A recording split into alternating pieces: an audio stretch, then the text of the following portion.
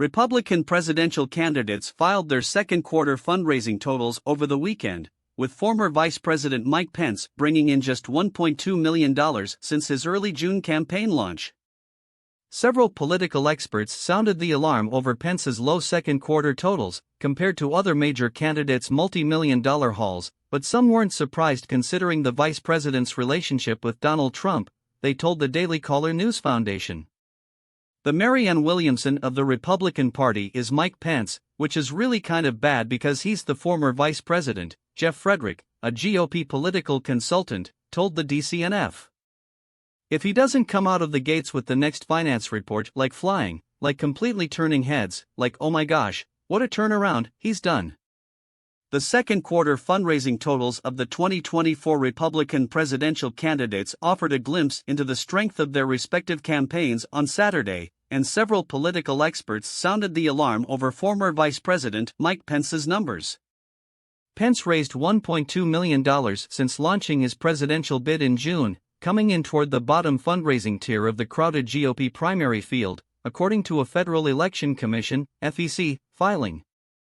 Some political experts weren't surprised with the former vice president's low second quarter totals, given his relationship with former President Donald Trump, with one GOP consultant comparing him to Democratic presidential longshot and self-help author Marianne Williamson, they told the Daily Caller News Foundation.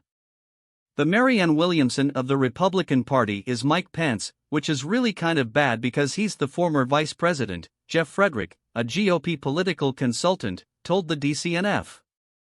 If he doesn't come out of the gates with the next finance report like flying, like completely turning heads, like oh my gosh, what a turnaround, he's done.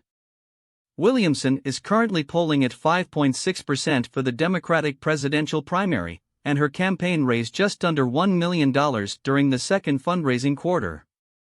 Pence ended his first fundraising quarter as a presidential candidate with just over $1 million cash on hand, with his campaign and Committed to America, the Super Political Action Committee, PAC, supporting his White House bid, previously announcing a combined $3.85 million. I just announced a month ago, Pence told ABC News last week. Give me some time. Pence's low fundraising numbers aren't surprising to Dr. Charles Bullock, professor of political science at the University of Georgia and an American Enterprise Institute fellow, who told the DCNF since the party is still very much in Trump's pocket, he doesn't believe those looking for an alternative aren't likely to flock to his vice president. The former vice president's second quarter totals don't indicate there is a lane for Pence, John McHenry, a GOP polling analyst and vice president at North Star Opinion Research, told the DCNF, echoing Bullock's sentiment. Vice President Pence's numbers are kind of right where you'd expect, some courtesy donations in appreciation of past relationships, but nothing that suggests there is a lane for him to pursue in this race, McHenry told the DCNF. His association with President Trump will sour the Never Trump folks, and his refusal to derail the certification of electors ticks off the hardcore Trump folks. Florida Governor Ron DeSantis raised more than any other GOP contender during the second quarter, followed by Trump, conservative businessman Vivek Ramaswamy and South Carolina's Senator Tim Scott, respectively. Trump ended the second quarter with the most cash on hand at over $22 million, followed by Scott and DeSantis at $21.1 million and $12.2 million, respectively. Bullock said that these second quarter filings aren't that important to Trump's standing in the GOP primary field, but is a big indicator for these other candidates who have to garner name recognition and introduce themselves to the electorate. The political scientist also noted how Scott ended the second quarter with far more cash on hand than DeSantis, and said that's an indication the governor's campaign has a high burn rate. The indications are that his campaign really has not clicked yet.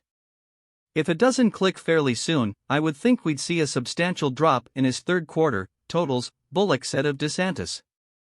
McHenry argued the second quarter totals reveal the importance of the first presidential debate in August to see which candidates catch fire, and questioned whether DeSantis can garner new donors with a strong debate performance. It's hard to see much of a path forward for Governor Hutchinson or Governor Christie if they don't score some points in that debate, said McHenry.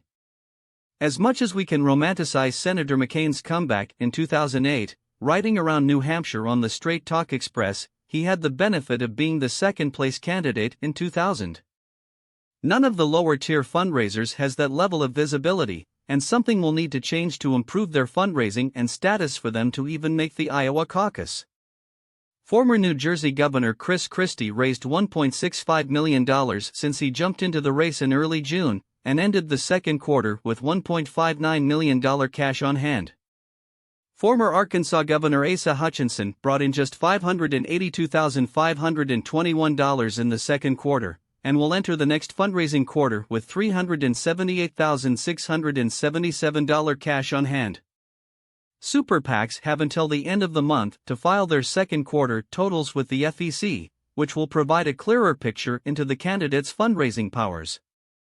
The number of donors is not included in the campaign's filings, which is critical to whether the contenders can participate in the first debate, as the Republican National Committee, RNC, is requiring all candidates meet a 40,000 unique donor threshold.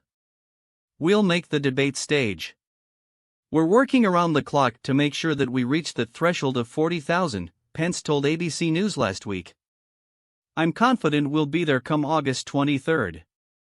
The Real Clear Politics, RCP, average for a 2024 national Republican primary, based on polls conducted between June 16 and July 11, indicates Trump is leading the crowded field by 34.1 points, followed by DeSantis with 19.7%, Pence with 6%, Ramaswamy with 4.5%, former UN Ambassador Nikki Haley with 3.3%, Scott with 3% and Christie with 2.5%. All other contenders garnered 1% or less, or did not register in the polls to be included in the RCP's average. Pence's campaign did not respond to the DCNF's request for comment.